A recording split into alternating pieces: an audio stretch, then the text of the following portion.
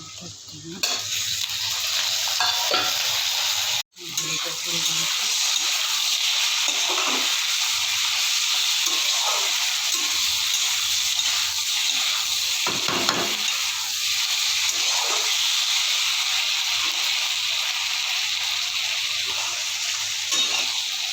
যে বন্ধুরা আদা রসুন হলুদ গুঁড়ো দিয়ে ভেজে নিচ্ছি।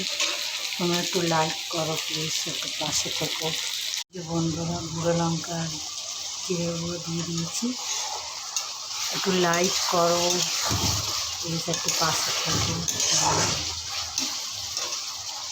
আমরা বাড়ির 4 জন্য 4টে ডিম, ডিমটা একটু লাল লাল ভাজা হবে। তো আমার ছেলের খুব ভালো লাগে লাল লাল ডিম ভাজা। ডিম দিয়ে দিয়েছি তরকারিতে, বলে তরকারি হবে।